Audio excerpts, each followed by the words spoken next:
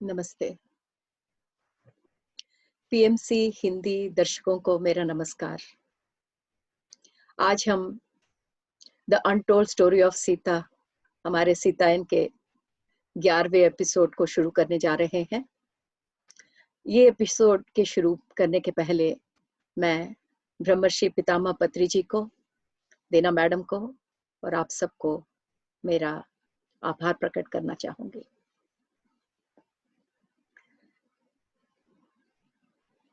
इस एपिसोड को शुरू करने के पहले हम 2 मिनट ध्यान में जाते हैं। अपने पैरों को क्रॉस कीजिएगा, हाथों को हाथों में रखिएगा और आंखें बंद करके अपने सांसों के साथ रहने का प्रयत्न कीजिए।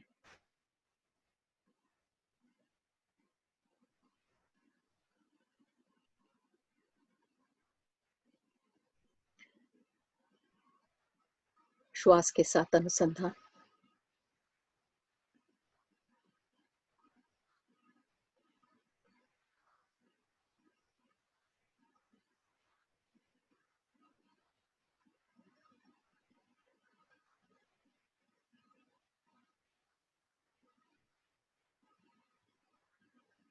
धीरे धीरे अपने अंदर पहुंचने की कोशिश कीजिए, अपनी चेतना से जुड़िए।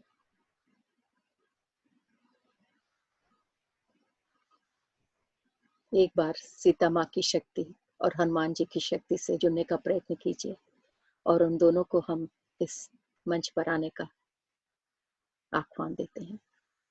आज हमारे ये 11 एपिसोड में हमारे साथ सीता माता के, हनुमान जी की शक्ति हमारे साथ रहेगी। दोनों हाथों को एक बार रब करके अपने बंद आंखों पे रख लीजिएगा। 5, 4, 3, 2, 1।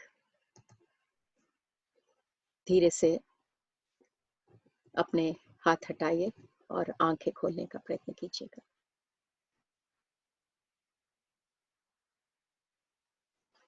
अच्छा मेरे दोस्तों, पिछले बार हम एपिसोड 10 में थे और आज हम एपिसोड 11 शुरू कर रहे हैं। पिछले एपिसोड के एंड में हमने ये चर्चा की थी कि माता का आश्रम में उनकी जिंदगी कैसी व्यतीत हो रही थी। लव कुश पैदा हो गए हैं। हमें ज्ञात है कि श्री राम की बड़ी बहन शांता हमारे माता के साथ थी जब उनका प्रसव का समय था। उसके बाद उर्मिला जी के आने के बाद शांता जी चली गई थी और फिर श्री राम आए। अपने बच्चों को उन्होंने हाथों में उठाया और दोनों बच्चों की तरफ देखते हुए उनका प्यार का जो सागर था पूरा उमड़ गया। और सोमा हमसे कहती है पिछले एपिसोड में कि कई बार जब माता के साथ सोमा बात करती रहती है तो काफी काफी चीजें सोमा को ये ज्ञात होता है कि किस तरह माता अपने प्रेम से, अपने विवेक से इस पूरी धरती माँ को और ये पूरे प्रकृति को हील करने की कोशिश कर रही है। तो ये सब हमने पिछले एपिसोड में इसकी चर्चा की थी। तो आज का हमारा 11वां एपिसोड, अब लव और कुश धीरे धीरे बड़े हो रहे हैं और माता बहुत ही व्यस्त हो गई है क्योंकि बच्चे दोनों छोटे हैं और हम सब जानते हैं कि जुड़वा बच्चों के साथ कितना काम रहता है। तो माता पूरी तरह से लव और कुश के साथ बहुत ही व्यस्त हो गई पहले कुछ सालों तक। श्री राम बीच बीच में आते थे माता को देखने के लिए और ये बहुत ही खुशी की बात थी कि जब श्री राम आते थे तो सीता माँ से और अपने दोनों बच्चों के साथ जितना हो सके उतना समय उनके साथ गुजारने की कोशिश करते थे। और जैसे जैसे लव और कुश क्रॉल करने लगे तो माता उन्हें सीधा जंगलों में ले जाने लगी, प्रकृति में ले जाने लगी और वहां पे वो क्रॉल करते हुए छोटे छोटे जो जीव जंतु थे उनको छूते थे, उनको उनका आभास फील करने की कोशिश करते थे और माता उनको वो सब करने देती थी क्योंकि माता के विचार से ये था कि बचपन से ही लव और कुश को प्रकृति के बारे में पौधों के बारे में, जीव-जंतुओं के बारे में, उनके प्रति प्यार प्रकट करना, ये सब उनको ज्ञात होना चाहिए। और यही नहीं, माता का ये भी कहना था कि वो उन्हें वो सब देखना चाहती है उन बच्चों में जो श्री राम के पास है, जैसे धीरज और उनमें जो शक्ति है। और इसलिए माता क्या करती थी, कभी-कभी बड़े ही जो प्राणी रहते थे, बड़े प्राणी जैसे हाथी और शेर, उनके सामने बच्चों को ले जाकर खड़ा कर देती थी, बगल में खुद भी रहती थी, ताकि उन्हें आदत हो सके, वो डर नाम की चीज़ उनमें नहीं रहे। बच्चे बहुत ही छोटे उम्र से ही पेड़ चढ़ते थे, पहाड़ियाँ चढ़ते थे, और माता उनको बहुत एनकरेज करती थी कि ताकि उनके अंदर की जो शक्ति है, जो धीरज है, वो बाहर आ सके। और कभी-कभी सोमा तो बहुत डर जाती थी कि माता इतने छोटे बच्चों को ये सब क्यों करने दे रही है? तब माता सोमा से कहती कि ये राम के बच्चे हैं, उन्हें उनकी पूरी क्षमता का ज्ञात होना चाहिए। और यही शिक्षा थी, इसी प्रकार की शिक्षा माता ने उन्हें, वो छोटे अर्ली ईयर्स कहते हैं, जब वो बहुत बाल बच्चे थे, इसी प्रकार की शिक्षा माता ने दी। और उनकी शिक्षा ये नहीं थी कि बैठकर पढ़ो, उनकी शिक्षा ये थी कि आप प्रकृति में जाओ और वहाँ के पेड़-पौधे, वहाँ के वन्य प्राणियों से सीखने की कोशिश करो। उनके साथ रहना सीखो, उनके साथ प्यार बाँटना सीखो। अब जैसे-जैसे माता यहाँ पर आश्रम में रह रही थी, जो चारों ओर जो प्रदेश थे, जो गाँव थे, वहाँ के लोग अब माता के पास अक्सर आते थे, क्योंकि माता के पास जो विवेक था, जो धीरज थी, माता की जो बुद्धि थी, वो उनके लिए बहुत सहायता होती थी। उनके पास कोई भी प्रॉब्लम होता था या कोई भी प्रश्न, उसका माता के पास तुरंत वो लोग जवाब के लिए या चर्चा करने के लिए आते थे। तो इसी तरह एक बार एक योगी भी आए, और वो वो योगी मतलब एक वैद्य भी थे, तो वो जड़ी-बूटियों का उनका बहुत ही उनको ज्ञात था। पर वो माता के पास एक ऐसी समस्या लेके आए कि वो एक ऐसी जड़ी-बूटी के बारे में कह रहे थे, जो वैद्य की वृत्ति में बहुत काम करती है। पर वो उन्हें अब मिल नहीं रही थी। तो फिर माता ने उनको बताया कि कहाँ मिल सकता है, और माता बोली ठीक है, हम भी चलते हैं आपके साथ। तो देखिए, माता का ये नहीं कि कुछ बता दिया, अब जाके खुद ढूँढ लो, नहीं, वो खुद जाती थी उनके साथ। तो माता उनके साथ निकली, अ, और सोमा बच्चों के साथ पीछे रह जाती थी, क्योंकि इतनी देर से जंगलों में बच्चों के साथ जाकर जड़ी-बूटियाँ ढूँढने का काम तो होता नहीं है। तो सोमा का काम था कि बच्चों का देखभाल करना, और माता सारे लोगों की बहुत ही मदद करती थी। तो ऐसे ही माता जंगल में निकल गई, काफ़ी देर हो गई, माता आई नहीं। तो जब वापस आती है माता, तो माता माता ने कहा कि वो जो योगी बता रहे थे कि वो जड़ी-बूटी उन्हें मिल नहीं रही, वो बात सही है। हम लोग हमने काफ़ी ढूँढा, पर हमें मिली नहीं। पर अ, उसके बदले मुझे एक और जड़ी-बूटी मिली, जिसका जिसका जो गुण है वो वही है जो पहली जड़ी-बूटी था, उसके समान का ही गुण है, पर वो पहली वाली जड़ी-बूटी नहीं मिल रही थी। तो तब सुमा पूछती है कि क्यों वो जड़ी-बूटी एकदम गायब हो गई जंगल के तह से? तब माता इतने अच्छी तरह से बताती है कि अब जंगल जंगल के जो कंडीशंस हैं वो बदल रहे हैं। इस बदलते हुए कंडीशंस के कारण अम, ऐसे काफ़ी जातियाँ होंगी, पौधों की जातियाँ या जीव-जंतु की जातियाँ, ये बदलते हुए समय और बदलते हुए प्रकृति के कारण काफ़ी स्पीशीज़, मतलब काफ़ी जातियाँ वृक्षों की या पौधों की एकदम ओझल हो जाएँगी। पर उसकी जगह पर नए पौधे, नए स्पीशीज़ आएँगे। और ये बताती है माता कि यही ख़ासियत है हमारी वसुंधरा माँ की। वसुंधरा माँ ये सब अच्छी तरह भली-भाँति भाँप सकती है, और ये कहती है कि वसुंधरा माँ को मालूम है कि उनके तह पर जो उनके पौधे हैं, जो उनके वन्य प्राणी हैं, जो मनुष्य हैं, ये सब उनके बच्चे हैं। उनकी नस-नस, उनकी रग-रग माता जानती है। और माता, ये वसुंधरा माता, और वसुंधरा माँ को ये ज्ञात है कि बदलते हुए समय के साथ जो प्रकृति में बदलाव आ रहा है, उसके कारण जो वो पहला वाला पौधा था, उसकी क्षमता अब कम हो रही है। जैसे किसी की क्षमता अब कम होने लगती है, अब वसुंधरा माँ को समझ में आ जाता है कि उस जाति के, उस पौधे की जाति के जाने का टाइम हो गया। तो वसुंधरा माँ ने उसको निकाल के उसके बदले में एक दूसरे जाति का पौधा वसुंधरा माँ लेके आई, जो पहले वाली जाति से भी भली भांति और अधिक रूप से ट्रीटमेंट में काम करता है। तो माता ये बताने की कोशिश करती है कि अब हमारे पास एक दूसरे जाति की जड़ी बूटी है, जिससे हम हमारे लोगों को, मतलब वैद्य लोग इसको उसका उपयोग कर सकते हैं। तो ये यहाँ पर हमें देखने की क्या बात है कि माता का वसुंधरा माँ के साथ कनेक्शन देखिए। क्या हम हमारे दिमाग में ये बात आती है, अगर हमें कोई जीव जंतु दिखता नहीं है या फिर कोई पेड़ पौधा, हम क्या इतना सोचते हैं कि बदलते हुए समय के कारण या प्रकृति के कारण अब ये पौधा हट गया है, उसकी जगह पर दूसरी जाति का पौधा, मतलब कितना ऐसी चीजें जो आंखों को दिखती नहीं है, कानों में सुनाई नहीं देती, ऐसा कितना काम हो रहा है इस प्रकृति में। ये बात तो माता, अगर आपको ज्ञात होगा तो पिछले एपिसोड में हमने ये बात बताई थी कि माता कहती है, एपिसोड 9 में माता कहती है कि ये जो मानव कल्याण के लिए जो काम हो रहा है, वो ये जो मनुष्य के आंखों के और कानों के परे हो रहा है। मतलब ये काम हमारे आंखों को दिखता नहीं है, ना हमारे कानों को सुनाई देता है। और हम कौन है? जो सामान्य मनुष्य है।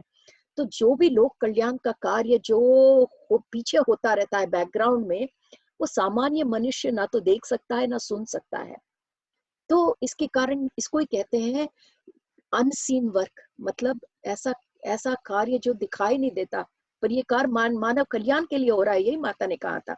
तो ऐसा कार्य जो मानव कल्याण के लिए हो रहा है, पर हमारे आंखों को दिखता नहीं है, वो इंग्लिश में उसको कहते हैं अनसीन वर्क। और जो काम दिखता नहीं है, उसके बारे में सामान्य मानव बोल भी नहीं सकता ना। अगर आपने देखा नहीं है तो उसके बारे में क्या बताएंगे? तो इंग्लिश में अगर हम इसको ट्रू फॉर्म दे तो ये अनसीन वर्क, जो नहीं दिख सकता, वो बताया भी नहीं जा सकता, तो वो अनटोल्ड हो गया ना।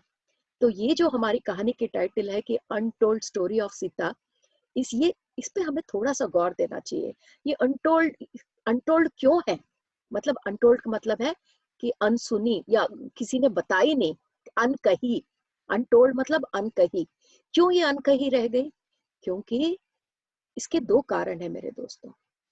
अनकही इसलिए है सीता माँ की ये कहानी, लोग इसलिए कह नहीं पाए क्योंकि नंबर 1, वो देख नहीं पाए। जब सामान्य लोग देख नहीं पाते तो उसको कह भी नहीं पाएंगे। क्यों? क्योंकि जितना भी कार्य लोक कल्याण का हो रहा है, माता ने कहा है कि वो सामान्य मनुष्य के आंखें और कान उसको नहीं देख सकते। ये माता हमेशा कहती है ना। तो एक एक वो कारण हो गया हमारा। और माता का कार्य सब कैसा कार्य था? जो श्री राम का कार्य था, वो युद्ध लड़ना, साम्राज्य को बढ़ाना, ये सब सामान्य आंख देख सकते हैं। पर माता के कार्य क्या थे? कि रावण के आंतरिक साम्राज्य में जाकर उसको बदलाव लाना। वो क्या दिखता है? हमारे जो इनर रेल्म्स है, आंतरिक लोकों में जो काम हो रहा है, वो हमारे सामान्य आंख नहीं देख सकती। तो उसके बारे में हम क्या कह सकते हैं? जब हमें ज्ञात नहीं है तो हम उसके बारे में क्या कह सकते हैं? और दूसरा क्या है? माता नेचर, प्रकृति को इतने अच्छे से समझ सकती थी। क्या हम समझ सकते हैं? नहीं। जो हम नहीं समझ सकते उसको हम क्या लिखेंगे और क्या कहेंगे? तो वो अनकही हो गई। तो एक कारण ये था। और दूसरा भी कारण ये था जो हम जानते हैं कि समय के चक्र के बारे में जब हमने शुरू में इसका जिक्र किया था कि जैसे जैसे हम गैलेक्टिक सेंटर ऑफ मैग्नेटिज्म से हमारी पृथ्वी दूर होती जाती है, तो ये जो सारे कार्य, जो सारे अचीवमेंट्स हैं जो फेमिनिन एनर्जी से होते हैं, वो धीरे धीरे परछाइयों में चले जाते हैं। तो दूसरा कारण ये भी था कि सीता माँ का किया हुआ कुछ कार्य अगर लोगों ने देखा भी होगा, तो समय के साथ जैसा हमारा गैलेक्टिक सेंटर से दूर होता गया, समय समय के परछाइयों में चला गया। पर उससे भी ज्यादा पहला कारण ज्यादा है कि सीता माँ की हुई जो भी कार्य है, उनके द्वारा किया हुआ लोक कल्याण जितना भी है, वो इसीलिए अनकहा हो गया क्योंकि वो सामान्य लोगों के आंखों और कानों के परे था। तो ये बहुत इंपॉर्टेंट है फ्रेंड्स, हमें ये जानना कि क्यों इसे हम कहते हैं कि अनकही कहानी सीता माँ की। अनकही क्यों रह गई? और यही कारण था कि अनकही रह जाने का, यही कारण था। हम और भी आगे देखेंगे, और भी जहाँ-जहाँ हमें ये मालूम पड़ता जाएगा कि अनकही क्यों है, हम इसको फिर से एक और बार हाइलाइट करेंगे। तो अब माता जैसे आश्रम में है, तो एक दिन माता से मिलने चंद्रिका आती है। चंद्रिका को आप सब लोग याद रखते होंगे, पंचवटी में माता चंद्रिका से मिलती है। उनके जो पतिदेव होते हैं, वो शूर्पणखा के कारण भटक जाते हैं, उसके मोह में आकर उसके बाद वो मर जाते हैं। श्री राम उनका अंतिम संस्कार करते हैं और माता चंद्रिका से जब दोबारा मिलती है तो कहती है कि तुम अपने पति को पुत्र के रूप में प्राप्त करोगी। ये सब तो आपको याद होगा। तो अब चंद्रिका माता से मिलने पंचवटी से फिर यहाँ आश्रम तक आती है और अपने पुत्र को लेके आती है। माता बहुत खुश हो जाती है उनको देखकर कि इतनी दूर का सफर चंद्रिका ने अकेले बच्चे के साथ तय करके इतनी दूर खुद से मिलने आई है। और फिर वो कहती है कि चंद्रिका कहती है कि मैं आपका कभी भी मैं ये ऋण नहीं चुका पाऊंगी जो आपने मुझे सहारा दिया, मुझे एक मार्ग दिखाया, मेरे ये जो आध्यात्मिक साधना में आपने इतनी सहायता की कि मेरा जो विल पावर था, जो मेरा निश्चय था, वो इतना दृढ़ हो गया। माँ, मैं कभी भी आपका ऋण नहीं चुका पाऊंगी। और फिर माता कहती है कि पुत्री, मेरा कुछ नहीं है, तुम्हारा जो ये असीम बेशर्त प्यार था, जो पवित्र प्यार था तुम्हारे पति के लिए, वो कोई काम नहीं था, वो कोई काम मोह नहीं था तुम्हारा पति के प्रति। तुम्हारा पति अब तुम्हारे पुत्र के रूप में आ गया, पर वही प्यार, तुम्हारा ये जो पवित्र प्रेम है तुम्हारे उस आत्मा के लिए, वो अब भी अटल है। और तुमने अपने पति को क्षमा करके उसे फिर पुत्र के रूप में अपना लिया है, पर तुमने अपना आत्मसम्मान कभी नहीं खोया चंद्रिका। ये तुम्हारा प्यार ही है जिसके कारण तुम्हारा पति एक और जन्म लेकर अपनी गलतियां सुधारने का उसको एक मौका मिला है। अब तुम ये मार्ग पर अटल रहना चंद्रिका, और तुम्हारा जो उदाहरण है, तुम्हारी जिंदगी जो है, वो पूरी दुनिया के लिए बहुत ही लाभदायक रहेगी। तुम्हारी ये जो उदाहरण है उससे काफी इस इस इस पृथ्वी में उसके कारण काफी लाभ होंगे बाकी लोगों के लिए। और फिर कुछ दिन माता के साथ रहती है चंद्रिका। फिर जाते जाते वो माता से पूछती है, माता, एक बात है जो मैं आपसे कहना चाहती हूँ, मुझे बहुत दुख है आपके और राम के वियोग का, जो अलग हो गए हैं आप। और लोग कहते हैं कि श्री राम ने आपको भेज दिया है इस जंगलों में। आप तो पवित्रता और अच्छाई की मूर्ति हो, फिर आपको क्यों इतना सहना पड़ रहा है।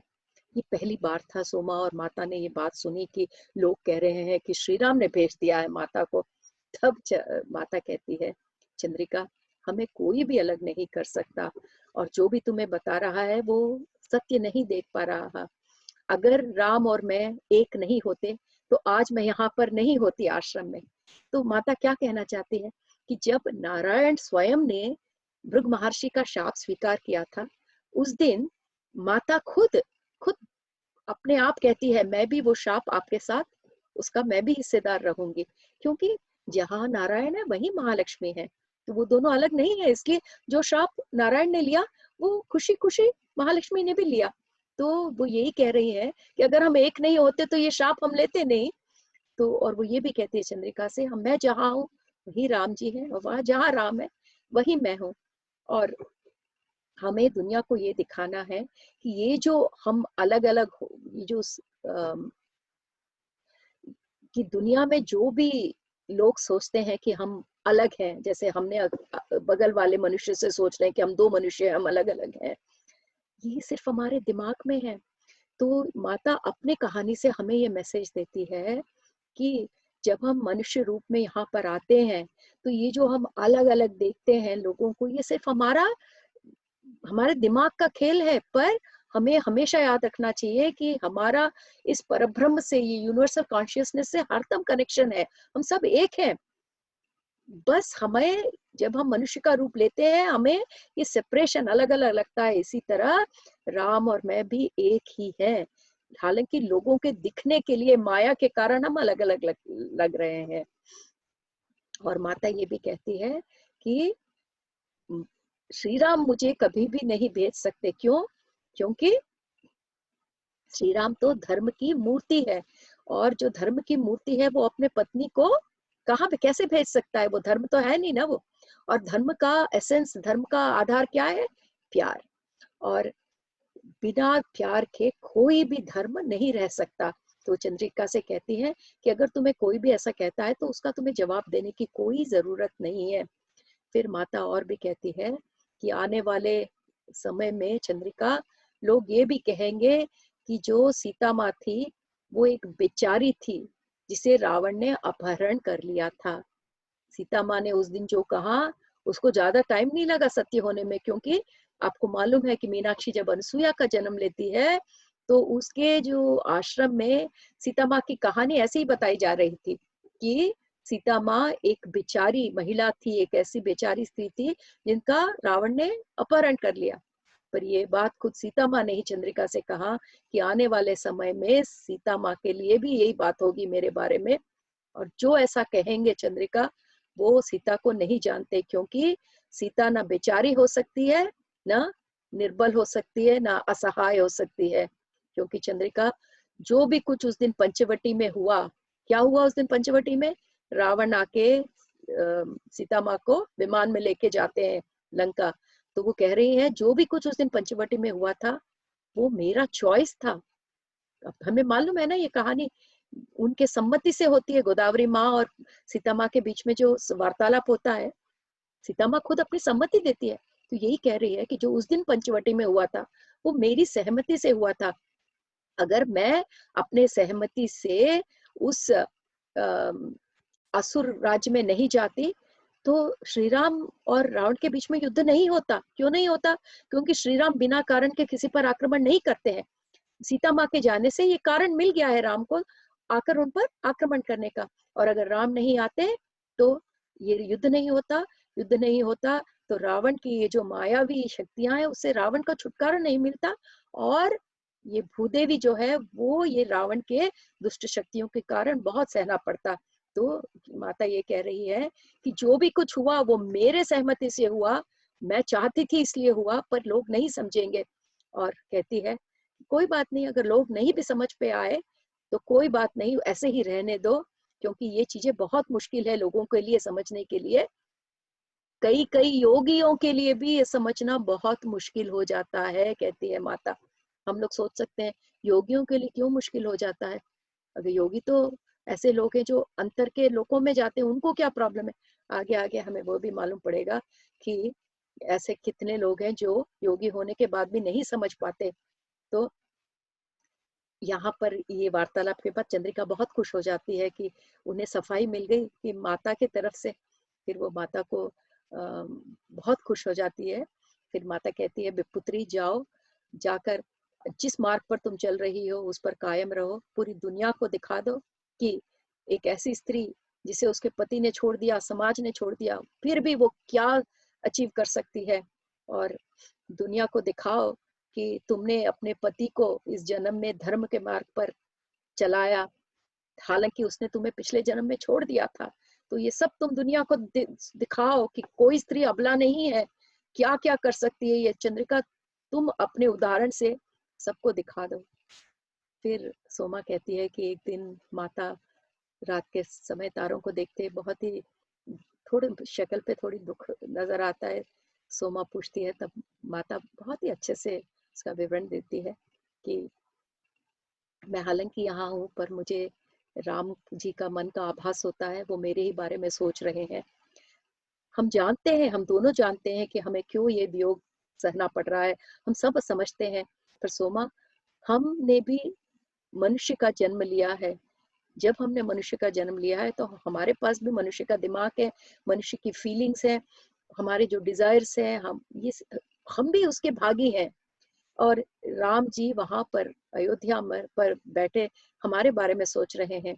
और मैं ये आभास कर सकती हूँ, मेरे पास जंगल है, बच्चे हैं, नेचर है जो मैं चाहती हूँ, पर उनके पास इतने रिस्पॉन्सिबिलिटीज हैं। देखिए, एक पत्नी जो प्रेम करती है अपने पति से, कितना सोच रही है। हालांकि ये राजमहल के बाहर माता है, पर वो कहती है मुझे अपनी चिंता नहीं है, मुझे श्री राम की चिंता है, क्योंकि दिन भर राजपाट संभाल कर वो कितना थक जाते हैं।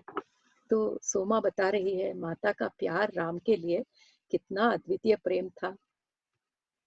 फिर आगे जाकर सोमा ये बताती है, ये सब हमें माता की आश्रम की ज़िंदगी के बारे में सोमा बता रही है कि अ, 2 2 वहाँ पे 2 कुटीर हैं। एक कुटीर में बच्चों के होने के बाद माता अकेली सोती थी, क्योंकि जब छोटे थे बच्चे तो माता के पास सोते थे, पर जैसे बच्चे बड़े होने लगे सोमा उनको अपने साथ सुलाती थी दूसरे कुटीर में, क्योंकि माता रात को जगकर काफ़ी, मतलब माता कम सोती थी, ज़्यादा ध्यान में रहती थी, इसलिए बच्चों को सोमा अपने पास सुलाते थे। और उनकी रात की दिनचर्या ये होती थी कि जब बच्चे मतलब 6 साल की उम्र के करीब आ गए थे, थोड़ा समझ पाते थे, माता रोज़ उनको अम, अ, इतना अच्छे से हमें उम्र का भी मतलब अंदाज़ बताया। काफ़ी लोग पूछते हैं कि हमें बच्चों को ध्यान सिखाना है, हम किस उम्र से सिखाएँ? ये किताब में देखिए कितनी छोटी-छोटी चीज़ें अगर हम गौर करें तो हमें कितना कुछ मालूम पड़ता है। तो माता कह रही है जब उनके बच्चे, सुमा कह रही है, जब लव और कुश करीब 6 वर्ष के थे, तो माता ने उनको धीरे-धीरे ये आदत की। तो इस हमें ये भी समाधान मिल जाता है कि बच्चे अगर 6 साल की उम्र के हो गए तो ठीक है, हम धीरे-धीरे उनको मेडिटेशन सिखा सकते हैं। तो धीरे-धीरे माता उनको कुछ देर सोने के पहले उनसे ध्यान करवाती थी, फिर उनको सुलाने के पहले एक कहानी सुनाती थी। बच्चों को कहानियाँ बहुत पसंद थी, जैसे हर बच्चों को पसंद होता है, और कहानियों में हम कितना मॉरल्स, कितनी नीति सीखते हैं।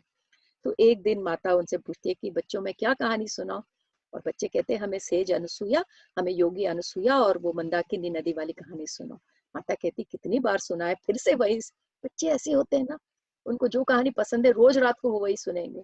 तो अब माता हमारे लव कुश को और हमें भी अनसुईया माँ की कहानी सुनाएंगे। ये कहानी मैंने पहले भी बताया था, हम आगे सुनेंगे। अब ये आगे यही है मेरे दोस्तों, हम विस्तार में सुनते हैं। तो एक बार जब योगी योगी अनसुईया और उनके पति योगी अत्रि तपस्या के लिए अपना आश्रम बनाने के लिए जगह देख रहे थे, तो एक सुनसान जगह पर आए। तो बिल्कुल एक सुनसान वन था, और ऐसा वन था कि वहां पर क्या पेड़ बिल्कुल मर रहे थे, पानी नहीं था, तो वृक्ष बिना पानी के तो नहीं रह सकते। और क्योंकि वृक्ष मर रहे थे, वहां पे कोई जीव जंतु भी नहीं थे, सारे भाग गए थे वहां से, न कोई मनुष्य दिख रहा था, ऐसा बिल्कुल सुनसान जंगल था। तो अत्रि जी को तो बहुत पसंद आ गया कि कोई नहीं है यहाँ मुझे डिस्टर्ब करने के लिए, तो यहाँ तो मैं बैठ के अपना तपस्या कर लूंगा। पर जब अनुसुईया माँ ने देखा कि जीव शक्ति के नाम पर यहाँ कुछ भी नहीं है, तो बहुत दुखी हो गई। तो एक दिन वो ऐसे ही अपने उस जंगल में चल जा रही थी, तो सामने उन्हें एक शेर दिखा। वो शेर इतना दुबला, इतना, उसके पास खाने को कुछ नहीं था, वो बिल्कुल इतने हीन अवस्था में था। तो और वो जमीन में मतलब खोद रहा था ताकि पानी मिल सके। तो माता को बहुत दया आई उसके ऊपर, क्यों कि जंगल ऐसा क्यों हो गया। तब शेर ने बताया कि मतलब 10 साल से यहाँ पर एकदम बारिश नहीं है, क्योंकि जंगल को शाप मिला है। और मैं हमारी सहायता करो माता, मेरे सारे जो मतलब पुश्त जनरेशन से हम लोग इसी जंगल में रह रहे हैं, सब भाग के, हमें भागने की इच्छा नहीं है। तब माता कहती है उस शेर से कि ठीक है, मैं पूरी कोशिश करूंगी कि यहाँ पर फिर से पानी और दोबारा जिंदगी मैं इस जंगल में लेकर आऊंगी। उस रात को माता ध्यान में बैठती है और दिव्य लोकों में जाती है सहायता के लिए। तो जैसे ही सीता माँ ये कहानी बता रही है, बच्चे देखिए कितने अच्छे प्रश्न पूछते हैं। तो लव पूछता है ये दिव्य लोक कहाँ होता है माँ? ये क्या आसमान में बादलों के ऊपर रहता है? कितना कितना अच्छा प्रश्न देखिए। जब भी हम कुछ अच्छा या दिव्य के बारे में सोचते हैं, तो हमारी नजरें ऊपर उठ जाती हैं। तो ऐसा ही लव ने पूछा कि दिव्य लोक कहाँ है माँ? और माता इतना सुंदर उसका जवाब देती है। माता कहती है उसको कि अपना हाथ तुम अपने हृदय पे रखो पुत्र, आंखें बंद करो।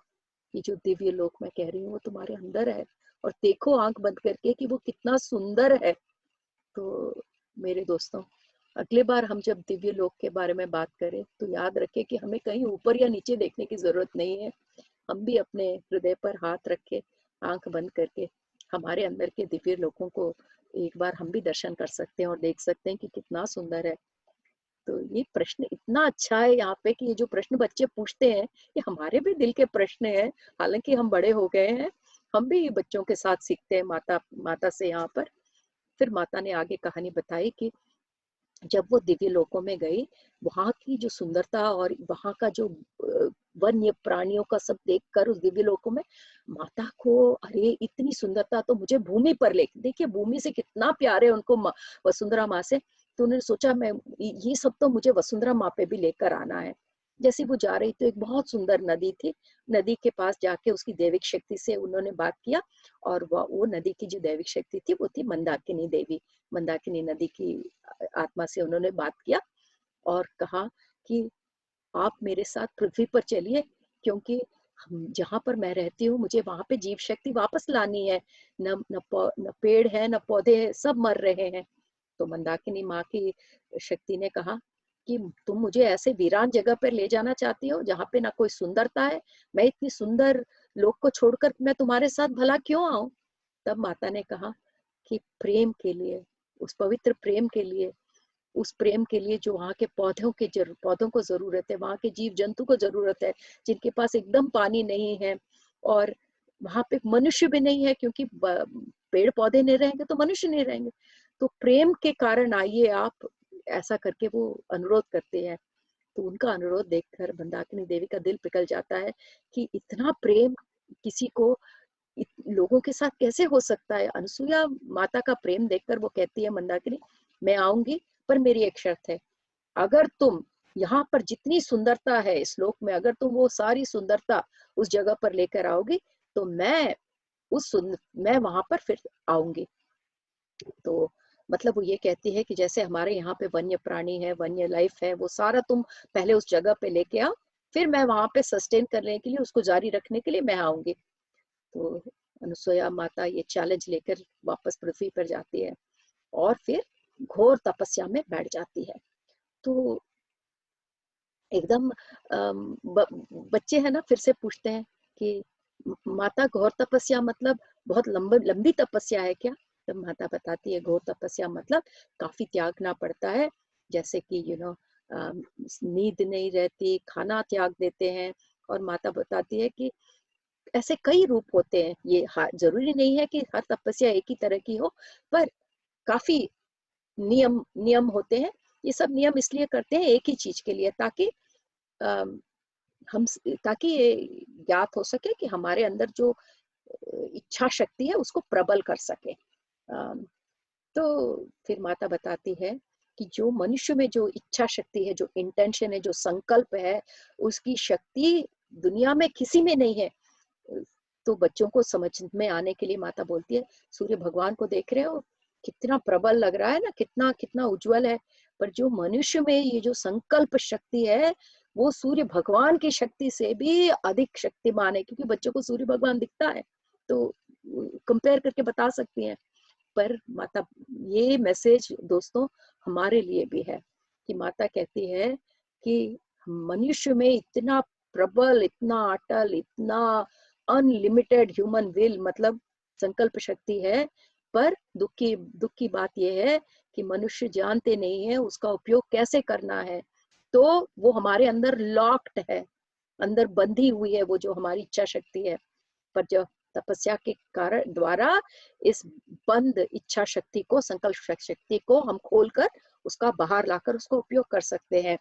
ये तो बच्चों को कहती है हमेशा याद रखना। और जब ये ऐसा करोगे तो तुम्हारी ये जो फेथ होगी, जो श्रद्धा होगी, वो भी बलवान होगी। तो बच्चे पूछते हैं कि जो आप संकल्प शक्ति के बारे में बात कर रहे हो माता, हमारे पास भी है क्या? देखिए कितनी अच्छी बातें हैं। हमें भी तो यही लगता है, हम सोचते हैं श्री राम और सीता माता के पास होगी, हमारे पास नहीं है। तो इस बच्चों के प्रश्न के द्वारा हमें हमें जवाब मिल रहा है। माता कहती है कि ये जो संकल्प शक्ति की ये जो वरदान है वो सब सारे पूरी मानवता को दी गई है। और पर यही बात है कि ये जो तोहफा हमें मिला है संकल्प शक्ति का, उसका ज्ञात हमें नहीं है, उसका ज्ञान हमें नहीं है। और इस संकल्प शक्ति को बाहर लाने के लिए बहुत साधना करनी पड़ती है। योगी ही जानते हैं इस सीक्रेट को, इस भेद को सिर्फ योगी ही जानते हैं। क्यों जानते हैं योगी? क्योंकि योगी तो हैं जो ध्यान करते हैं, जो तपस्या करते हैं, इसलिए इसलिए उनको मालूम है उनके अंदर क्या है, उसको कैसे बाहर लेके आना है। तो माता ये कह रही है कि बाकी सामान्य मानव नहीं जानता कि अभ्यास करने से इस संकल्प शक्ति को बाहर लेके आया जा सकता है। और फिर माता कहती है कि ये जो योगिनी अनसुईया थी, इनके पास अपार संकल्प शक्ति थी और उस अपार संकल्प शक्ति को उन्होंने तपस्या के द्वारा बिल्कुल जगाया। पर कितने कितने साल, कई साल लग गए उनको ये तपस्या, ये संकल्प शक्ति को जगाने में। और फिर और वो एकदम ऐसे सुनसान जगह पर एक पर्वत पे चढ़कर कितने साल उन्होंने एकदम तपस्या की, न खाना भी खाया, न कुछ भी नहीं, इतनी संकल्प शक्ति इसके द्वारा। और जब वो तपस्या कर रही थी तो जो देव थे, जो वो सब देखकर बड़े आश्चर्य हो गए कि एक योगिनी इतनी तपस्या कर रही इतने सालों से, और वो उन्हें उनके तपस्या भंग करने के लिए भी आए। तो बच्चे पूछते हैं एक बहुत ही अच्छा प्रश्न, वो इतना अच्छा काम कर रही थी, इतने अच्छे उद्देश्य से कर रही थी अनसुईया माता, तो क्यों आए देव उनको डिस्टर्ब करने? तब माता कहती है कि डिस्टर्ब करने नहीं आए, ये उनकी परीक्षा थी। ये परीक्षा देखने की कि उनकी संकल्प शक्ति कितनी प्रबल है। क्योंकि जो देव थे वो उन्हें सिर्फ एक मानव के रूप में देखते थे, और हम जानते हैं हम सामान्य मानव कैसे हैं। हमारी इच्छा शक्ति तो ऐसी होती नहीं ना। कई बार हम सोचते हैं हम उपवास करेंगे, फिर बगल वाला कुछ खाता रहता है, उसे देखकर हमें क्या लगता है, चलो आज का उपवास छोड़ देते हैं। तो छोटी छोटी चीजों में कभी कभी हमारे पास संकल्प शक्ति इतनी रहती नहीं है। तो माता ये कह रही है कि इतनी बड़ी तपस्या कर रही थी, तो वो लोग एकदम एक छोटी सी परीक्षा रखना चाहते थे, पर अनसुईया माता हर परीक्षा को एकदम उत्तीर्ण कर गई। और सिर्फ अपने ये जो प्रबल शक्ति थी, उनकी संकल्प शक्ति, उससे उन्होंने पूरे पेड़ों को फिर से जीवित किया। सारे पेड़ फले फूले, और जैसे ही पेड़ों में जान आ गई, सारे वन्य प्राणी वापस आ गए। पर एक चीज जो नहीं थी, वो था पानी। अब इन लोग को वहां पे अगर जीना है, वन्य प्राणियों को और पेड़ पौधों को अगर आगे रहना है, तो उसके लिए पानी बहुत जरूरी है। तो अब माता अनसुईया ने कहा अब समय आ गया है, मैंने इसको सबको फिर से इतना सुंदर कर दिया है, सब पेड़ पौधे वापस आ गए हैं, अपनी जान, उनकी जान आ गई है उसमें। तब फिर वो जाके मंदाकिनी से कहती है, वहीं पे देवलोक के पास जाके कहती है, उत्तम लोकों में कहती है कि अब तो आ जाइए, आपने जैसा बोला था मैंने कर दिया है। वो मंदाकिनी माता कहती है इतने साल हो गए, मैं तो सोची कि तुम भूल गई। पर जब वो देखती है कि मंदाकिनी ने अनसुईया माता ने क्या कैसी सृष्टि की है पृथ्वी पर, तो एकदम सर झुका देती है। कहती है महायोगिनी हो तुम, तुम्हारे लिए मैं कहीं भी आऊंगी। क्योंकि जिस प्यार के लिए, क्योंकि क्यों किया अनसुईया माता ने ये सब, उनका जो अपार असीम प्रेम था पृथ्वी के लिए। शेर को देखा, उस पे प्रेम, कि वन्य प्राणी भाग रहे हैं, पेड़ उजड़ रहे हैं, प्रेम, प्रकृति पे जो प्रेम था उनके हृदय में, उसके कारण मैं कही मैं जरूर, हाँ, तुमने इतना त्याग किया है तो मैं आपके लिए कहीं भी आऊंगी। फिर सीता माँ कहती है बच्चों से कि जब श्री राम तुम्हारे पिता और मैं वनवास पर जा रहे थे, तो सबसे पहले हम, अगर आपको याद रहेगा ना कि चित्रकूट में अनसुईया माता और अत्रि जी के पास ही रहते हैं, मैं उनके आश्रम में। तो यही कह रही है माता कि हम जब वहां गए थे उनके आश्रम में, और हमने चारों ओर देखा, एकदम दिव्य लोक लग रहा था जिस जंगल में वो लोग रहते हैं। वहां की नदी एकदम इतनी क्लियर है कि बिल्कुल पारदर्शी है, और उसमें इतने सुंदर प्राणी, मछलियां और मेंढक सारे आराम से हैं।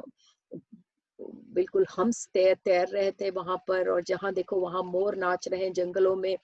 और वो पूरे जंगल, वो आश्रम में चारों ओर जहां देखो वहां जीव जंतु खुशी खुशी, या जीव जंतु ही नहीं, मनुष्य भी, काफी लोग वहां पर, मतलब बड़े बड़े कम्युनिटियां वापस आ गई थी।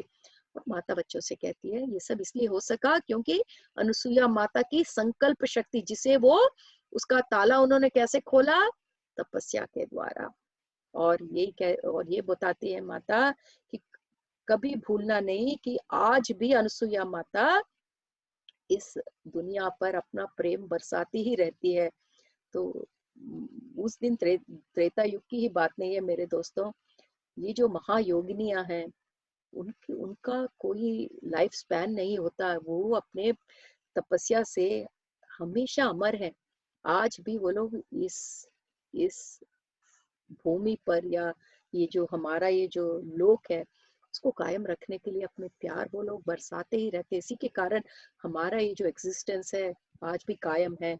हमारी ये जो यूनिवर्स है, विश्व है, ब्रह्मांड है, उन्हीं के प्रेम से चल रहा है। तब कुश पूछता है माता से, क्या हम एक दिन उनसे मिलेंगे? तब माता कहती है, मैं आशा तो करती हूँ।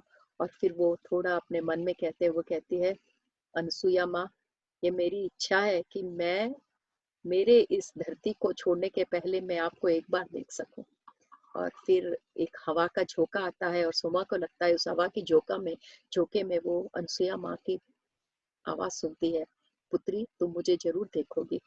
तो इतना सुंदर है कि ये कहानी जिस तरह से बताई गई है। तो यहाँ पर मैं यही बताने वाली थी कि जैसा कि मैंने अपने पिछले एपिसोड में कहा था कि ये जो हम देख रहे हैं कि अनुसुईया माँ ने इतना सुंदर लोक अपने इच्छा शक्ति से उन्होंने एकदम जगाया। मैं फिलहाल एनास्टेशिया किताब पढ़ रही हूँ और उसमें चौथे बुक में उसमें इसी प्रकार का जिक्र किया है, जहाँ पर एक एक एक छोटी सी लड़की एक फूल को, जो एक गमले में एक पौधा रहता है उसका फूल है, अपनी इच्छा शक्ति से, अपने विल पावर से उस फूल को विकसित करती है। अब एक फूल को विकसित होने के लिए सूरज की किरणें चाहिए की आवश्यकता होती है।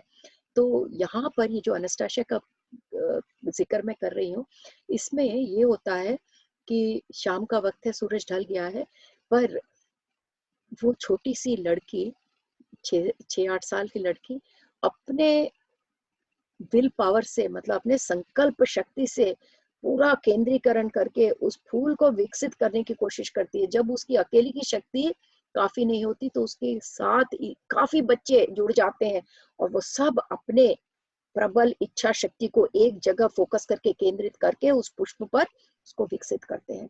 तो मैं ये इसलिए बता रही हूँ, जो एनास्टेशिया की किताब है वो ये कोई त्रेता युग वाली बुक नहीं है, वो ये तो 10-15 साल में जो कुछ हुआ है वो व्लादिमीर मिग्रे ने अपने किताबों में लिखा है। तो दोस्तों, ये जो हम अनटोल्ड स्टोरी ऑफ सीता, जो अनकही सीता माँ की कहानी के विजडम शेयरिंग कर रहे हैं, आप ये कभी ना सोचिए कि ये सब शायद त्रेता युग में ही होता होगा, अब आज नहीं होता। ऐसी बात नहीं है मेरे दोस्तों। ये जो मनुष्य के पास जो संकल्प संकल्प शक्ति है, वो भगवान की दी हुई है, इस परम ब्रह्म की दी हुई है। जब हर लोक में हर दिन ये कायम है, पर ये बात है, हम अनभिज्ञ हैं, हम अनजान हैं इससे। तो क्योंकि हम सब ध्यानी हैं और हम सब जानते हैं कि ध्यान से हम काफी कुछ कर सकते हैं। तो दोस्तों, इसलिए मैंने ये एनास्टेशिया का एग्जाम्पल बताया कि किसी और जन्म की बात नहीं, हम इस जन्म के बारे में भी हम ये कह सकते हैं। तो अब आगे बढ़ते हैं मेरे दोस्तों। और फिर अगले दिन फिर माता पूछती है कि आज मैं तुम्हें क्या कौन सी कहानी सुनाऊं। तो फिर वो लोग कहते हैं कि जो कल कहानी बताई थी वही बता दो। बच्चे ऐसे तो होते हैं, वही कहानी 10 बार। पर इस बार माता कहते हैं, ठीक है, तुम्हें नई कहानी नहीं सुननी, आज मैं तुम्हें योगिनी अरुंधति और वशिष्ठ महामुनि की कहानी सुनाऊंगी। तो पूछती है, तुम्हें याद है हम उनसे मिले थे? क्योंकि वशिष्ठ महामुनि श्री राम जी के कुल गुरु हैं। तो बच्चों से मिलवाया है उन्होंने इनसे पहले। तो फिर बच्चों को याद नहीं है। तब माता कहती है, जब तुम लोग बहुत छोटे थे, दोनों माँ अरुंधति और वशिष्ठ महामुनि तुमसे मिलने आए थे। और फिर उनके बारे में बताती है कि बहुत ही बहुत ही शक्तिशाली और बहुत ही विवेकी योगी और योगिनी थे और उन दोनों ने शादी की थी। हमें मालूम है ना, अरुंधति किन किन की पुत्री थी? देवहूति की। देवहूति की 9 पुत्रियों में अरुंधति भी एक पुत्री है। तो उनका उनका विवाह वशिष्ठ महामुनि से हुआ था, जो बहुत ही विवेकी थे। और वशिष्ठ महामुनि की ये खासियत है कि वो ऐसे ऐसे मंत्र इस श्लोक में लेके आए जो बहुत ही बड़े अस्त्रों का भी विरोध कर सकते थे। तो सिर्फ मंत्र से वो अस्त्रों का विरोध करते थे, मतलब उसको ध्वंस कर देते थे। और अरुंधति माता के पास क्या क्या शक्ति थी? अरुंधति माता के पास जो शक्ति थी वो अबेंडेंस की, समृद्धि की शक्ति, मतलब समृद्धि मतलब बिल्कुल काफी अबेंडेंस, उसमें कभी कोई कमी नहीं होती, वो शक्ति अरुंधति माँ की थी। तो इनके पास कैसे मंत्र थे? वशिष्ठ जी मंत्र लेके आए जो किसी भी अस्त्र को नाश करते थे, और अरुंधति माता के पास क्या था? उनके समृद्धि की शक्ति। वो कितने भी लोगों को खाना खिला सकती थी, क्योंकि उनके पास वो शक्ति थी। तपस्या, तपस्या का कारण उनके पास ये शक्ति आ गई। तो एक बार एक महाराज आए, उनका नाम था कौशिक, और वो बड़े शक्तिशाली महाराज थे, और एक दिन बिना बताए इनके आश्रम आ गए।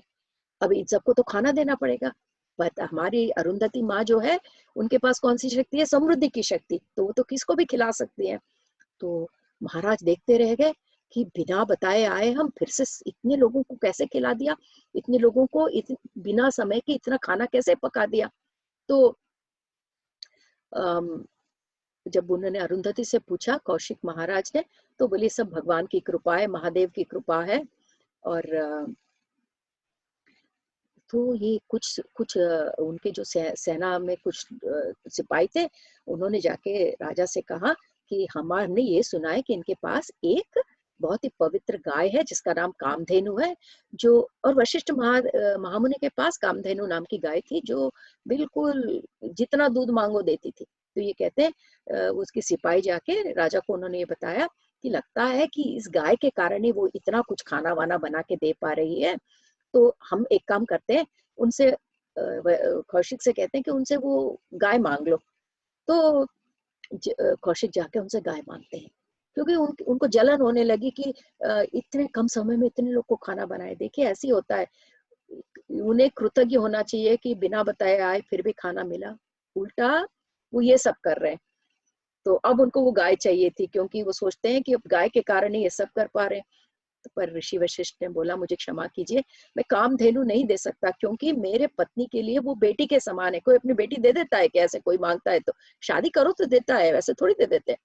तो वो कहते हैं कि अगर आप इसलिए कामधेनु ले जाना चाहते हैं क्योंकि जितना चाहिए आपको मिले, पर वो आपके लिए कोई काम का नहीं होगा, क्योंकि वो मेरे पत्नी की बात सुनती है। तब इससे बहुत गुस्सा आ गया उनको, महाराज को। तो कि आज तक किसी ने मुझसे मना नहीं किया और इसने मुझे मना किया, तो उन्होंने बोला अपने सिपाहियों की गाय ले जाओ। तब वशिष्ठ महामुनि ने अपनी पत्नी की तरफ देखा, और वो बहुत क्रोधित हो गई कि जबरदस्ती मेरी पुत्री को ले जा रहे हो। तो वो गाय के सामने आके खड़ी हो गई और अच्छे शब्दों में बोला, महाराज मुझे और मेरी गाय को अलग मत करो, क्योंकि मैं उसकी माता हूँ। एक माता को उसके बच्चे से आप अलग नहीं कर सकते, ये धर्म नहीं है। और राजा को धर्म का पालन करना चाहिए। तो अब राजा क्या करते? वो धर्म के बंधन में थे। जो भी कहो मान नहीं रही थी अरुंधति माँ, वो नहीं देना चाहती थी गाय को, क्योंकि वो पुत्री थी उसकी। फिर बहुत उनके दोनों के बीच में बहुत लड़ाई हुई, वशिष्ठ महामुनि अरुंधति जी के और अ, इनके बीच में, कौशिक महाराज के बीच में। और जो भी अस्त्र वो फेंक रहे थे ऋषि पर, महाराज जो भी फेंकते थे, ऋषि वशिष्ठ के पास तो उनको शक्ति थी ना कि कोई भी अस्त्र को वो अपने मंत्र से एकदम ध्वंस कर देते थे। तो इससे कौशिक और भी गुस्सा हो गए कि मैं जो भी अस्त्र फेंक रहा हूँ कोई असर नहीं हुआ। तब वो समझ गए कि इतनी शक्ति वशिष्ठ जी को कहाँ से मिली? तपस्या से मिली। तो भले ही मैं कितना भी बड़ा राजा हूँ, कितना भी बड़ा राज्य मेरा हो, कितनी भी सेना हो, बिल्कुल बेकार है तब किसके सामने? तपस्या की शक्ति के सामने। तो उन्होंने क्या किया फिर? अपनी पूरा राजपाट उन्होंने छोड़ दिया, त्याग दिया, और सीधा बैठ गए ध्यान करने। क्यों क्यों ध्यान करने? उनको उनका ध्यान करने का एक ही रीजन था, उनको शक्ति चाहिए था। शक्ति, जैसे रावण जैसा ही। रावण ने क्यों किया था तपस्या? क्योंकि उसको वो सब चीज चाहिए था, एक मायावी लोक बनाने के लिए। उन मंत्र, ऐसे मंत्र चाहिए था ताकि वो कुछ भी कर सके। उसने मंत्र को इधर से उधर करके सारे अपने मायावी शक्तियां बनाई थी ना। मोक्ष के लिए थोड़ी किया था उसने अपना तपस्या। यहाँ भी विश्वामित्र मोक्ष के लिए नहीं, मानव कल्याण के लिए नहीं तपस्या कर रहे थे। किस लिए कर रहे थे? ताकि उनको शक्तियां प्राप्त हो सके। फिर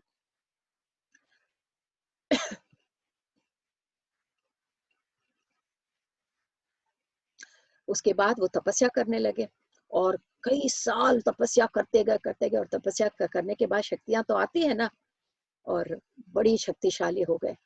और जब उन्होंने देखा कि ये ऋषि वशिष्ठ जितना शक्तिशाली बनने में उन्हें बहुत समय लगेगा, तो फिर वो वशिष्ठ के पास आके उन्होंने ये कहा, ठीक है, तुम गाय तो मुझे दे नहीं सके क्योंकि तुम्हारी पुत्री है, पर मैं अब वो, क्योंकि उनके पास भी तपस्या की शक्ति थी, बोला मैं तुम्हें शाप देता हूँ कि तुम मुझे पुत्री तो नहीं दे सकते, इसलिए तुम्हारे सारे पुत्रों की मृत्यु हो जाएगी।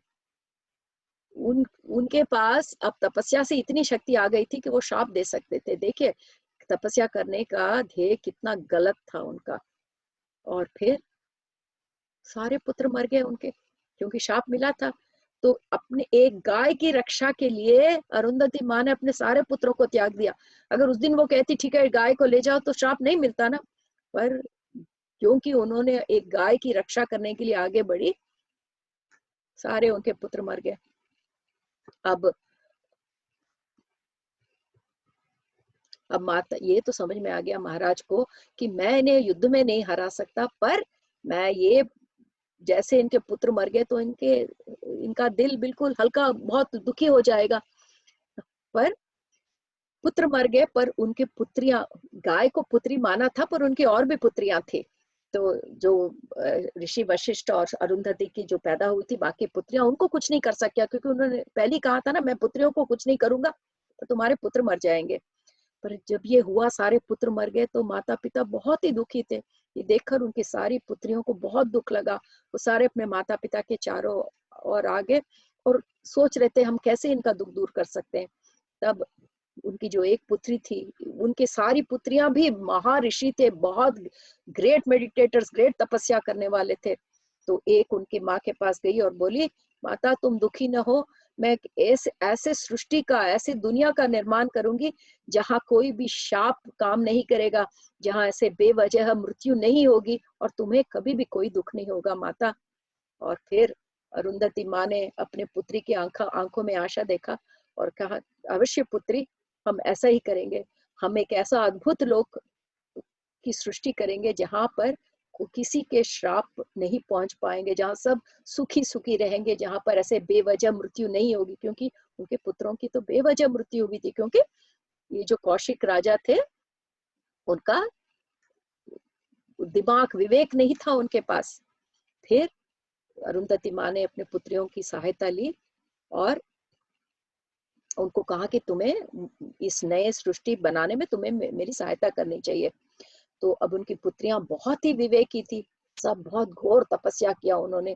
फिर सबने मिलकर, अरुंधति माँ ने, उनकी पुत्रियों ने मिलकर काफी तपस्या की और उन्होंने अपने विल पावर से, मतलब संकल्प शक्ति से, एक ऐसी दुनिया बनाने का प्रण लिया और फिर बनाया। फिर बच्चे पूछते हैं कि अच्छा एक नई दुनिया बनाए। फिर माता उनको बाहर ले जाकर आकाश में जो तारे रहते हैं उसमें अरुंधति नक्षत्र दिखा के कहती है, माता वो जो अरुंधति नक्षत्र दिख रहा है ना बेटा, वही है दुनिया जो अरुंधति माँ ने अपने पुत्रियों के साथ बनाया था। और उस दुनिया में कोई श्राप, कोई दुख नहीं होता, सब खुशी खुशी आनंद से रहते हैं। और जो बगल का जो तुम तारा देख रहे हो, वो तारा है, वो जो सृष्टि है वो वशिष्ठ महामुनि ने बनाया है। तो वो दुनिया, अरुंधति वाली दुनिया की रक्षा हमेशा करती है और हमेशा उनके बगल में रहती है। हमेशा अरुंधति नक्षत्र के बगल में रहकर अपने पुत्री और अपने पत्नी के द्वारा सृष्टि किए हुए लोक की रक्षा करती है। और ये उनके प्यार की निशानी है। दोनों लोक बिल्कुल बगल बगल में है। फिर माता उन्हें दिखाती है अरुंधति नक्षत्र और वशिष्ठ जी के लोक लोक को। फिर माता कहती है कि जब ये दुनिया बनी तो लोगों के मन में, मतलब आशा आई कि ऐसी भी दुनिया है जहाँ पे ऐसी क्रूरता नहीं है, लोग शाप नहीं देते। अब माता ने बताया कि अब अरुंधति की पुत्रियां इस लोक की देखभाल करती है और ये बहुत ही सुंदर लोक है। फिर पूछती है बच्चों से, बच्चों क्या मैं तुम्हें वहां लेके जाऊं? तो बच्चे बोलते नहीं नहीं नहीं, उनको समझ में नहीं आता कि इतने छोटे तारे पे हम कैसे जाएंगे। नहीं नहीं, हमें तो यही रहना है। फिर वो एक बच्चा पूछता है, लव पूछता है, पर माँ तुम गई हो क्या? तब माँ बोलती है, हाँ मैं गई हूँ, बहुत ही सुंदर दुनिया है, मैं इसलिए गई थी ताकि मैं वहां जाकर से अरुंधति के पुत्रियों को अपना आभार प्रकट कर सकूं, जिन्होंने अपने माँ बाप के लिए इतना कुछ किया है। तो फिर उन्होंने कहा कि इसलिए माँ तुम गायों को इतना प्यार करती हो। तो माँ कहती है, सीता माँ कहती है, जब भी मैं गाय को देखती हूँ मुझे कामधेनु याद आता है, और जो प्रेम था अरुंधति माँ और गाय के बीच में, मुझे वो सब याद आता है। तो कितना कुछ किया उन्होंने उस गाय को बचाने के लिए, उन्होंने अपने सारे पुत्रों को त्याग दिया धर्म के लिए। अरुंधति माँ ने कितना कुछ नहीं किया। तो फिर वो अपने बच्चों को बताती है, सीता माँ, सारे जो स्त्री जीव रहते हैं, स्त्री जीव जंतु जितने भी रहते हैं, उसको तुम अपने पुत्रियों की तरह मानना चाहिए। अपने बच्चों को शिक्षा दे रही है। और जो जो सारे मतलब पुरुष लिंग वाले जितने भी जीव जंतु हो, उसे पुत्र की तरह मानना चाहिए। उन सबकी रक्षा करना तुम्हारा धर्म है। माता वहां रहते हुए उन्हें धर्म भी सिखा रही है, कह रही है मनुष्य ही नहीं, सारे जीव जंतु को अपने पुत्रों पुत्री की तरह तुम लोगों को ट्रीट करना चाहिए। तो कहानियों के द्वारा देखिए बच्चों को कितनी कुछ शिक्षा दे दी जा सकती है। और उसके बाद पूछते हैं फिर क्या हुआ उस धूर्त महाराज का, क्या हुआ जिन्होंने विशिष्ट जी के बच्चों को मार दिया। फिर माता कहती है कि वो जो धूर्त थे कौशिक महाराज, वो तपस्या करके करके बहुत ही बड़े महर्षि हो गए, जिसका नाम है विश्वामित्रा। बहुत तपस्या करने के बाद फिर उन्हें अपनी गलती के बारे में मालूम पड़ा कि उन्होंने क्रोध में आकर कैसे वशिष्ठ जी के पुत्रों को मार दिया। जब उनको ग्लानि होने लगी, रिपेंटेंस होने लगा, कई सालों के तपस्या के बाद, पर वो क्या कर सकते थे, गलती तो उन्होंने कर दी थी ना, शाप दे दिया था। पर फिर आगे जाकर जो गायत्री मंत्र आज हम यहाँ सुनते हैं, वो उस दिन विश्वामित्र जी उत्तम लोक जाकर वहां से लेकर आए थे। तो जब एक बार विश्वामित्र अपने ध्यान में बैठे थे और ये जो उत्तम लोक अपने सूक्ष्म शरीर यान में गए थे, तो वहां पर उन्हें ये गायत्री मंत्र का ये जो साउंड सुनाई पड़ रहा था, इतना सुंदर था, इतना पावरफुल था। तो उन्होंने अपने ध्यान की शक्ति से वो मंत्र याद रखकर वो इस पृथ्वी पर लेकर आए, ताकि मानव मनुष्य को भी ये मंत्र का आभास हो सके। फिर एक दिन जब वशिष्ठ जी ध्यान में बैठे हुए थे, तो उन्हें ये गायत्री मंत्र कहीं से सुनाई दे रहा था। और कौन बोल रहा था? ये विश्वामित्र जी उसका जप कर रहे थे, गायत्री मंत्र का, वो मंत्र जो वो उत्तम लोक से लेके आए थे। और वशिष्ठ जी को उसकी आवाज सुनाई दी, और इतना सुंदर था ये मंत्र। तो उन्हें नहीं मालूम था कि विश्वामित्र कह रहे हैं। तो वो कहते हैं कि जो भी ये मंत्र पढ़ रहा है, मैं उनको आभार प्रकट करना चाहता हूँ। जैसे ही वो कहते हैं तो उनके सामने विश्वामित्र आ जाते हैं, क्योंकि वही कह रहे थे ना। और वो क्षमा मांगते हैं वशिष्ठ जी से, कहते हैं कि मैंने इतनी गलती कर दी, मुझे इतने साल लगे समझने में। पर वशिष्ठ महामुनि बहुत ही उदार, वो क्षमा कर देते हैं उनको। कि फिर वो ये कहते हैं कि मेरे पत्नी और हम दोनों पुत्र को तो खो दिया हमने, पर हम आप दोनों को क्षमा कर रहे हैं। और अरुंधति माँ का ये जो दिल है, वो आकाश से भी बड़ा है।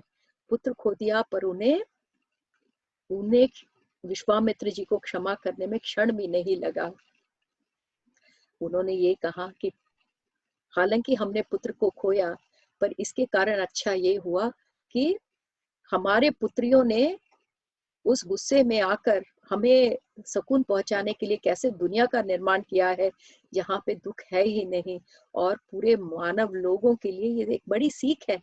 तो फिर माता बच्चों से कहती है कि तुमने आज क्या सीखा बच्चों? तो वो कहते हैं कि कितना भी बुरा कार्य क्यों न किया हो, पर अगर तुम्हें सच्ची में उसका आभास होता है, तो उस क्षमा किया जा सकता है। और ये बहुत ही इम्पोर्टेंट लेसन है कि ऐसे कोई भी कार्य ऐसा बुरा नहीं है जिससे क्षमा नहीं किया जा सकता। और हमारा दिल बहुत बड़ा होना चाहिए, ताकि लोग कैसा भी बुरा काम कर सके, हम उसे क्षमा कर सके। और जब अगला आदमी अपनी गलती समझ जाता है और तुम्हें क्षमा करने की जब शक्ति आ जाती है, तभी क्षमा पॉसिबल होता है। तो देखिए कितना सुंदर है जो हमने आज सीखा। अ, माता अरुंधति और हमारे वशिष्ठ जी के बारे में। तो ऐसे सीता माँ हर रोज एक नई कहानी बच्चों को अ, सुनाती थी। तो आज का एपिसोड मेरे दोस्तों हम यहीं पर खत्म करते हैं। इतनी अद्भुत कहानियाँ, 2 कहानियाँ हमने सुनी। एक थी हमारी माता अनसुया की कहानी और दूसरी हमारी माता अरुंधति की कहानी। ये योगिनी, ग्रेट योगिनी है ये लोग। पर जैसा समय के साथ ये भी समय की परछाइयों में पीछे हट गए। पर आज जो हम अनकही कहानी सुन रहे हैं सीता माँ की, उसके साथ ये सीता माँ की ही अनकही कहानी नहीं है। ये उस सब महायोगिनी स्त्रियों की जो स्त्री शक्ति के जो अद्भुत योगदान थे, जो समय की परछाइयों में पीछे हट गए, उन सब की कहानी हम सुन रहे हैं आज। ये सारी अनकही कहानियां थी। So thank you very much. हम फिर से अगले एपिसोड में मिलेंगे। तो आज का हमारा ये जो 11वां एपिसोड है हम यहाँ पे फिनिश करते हैं। Thank you my dear, thank you very much.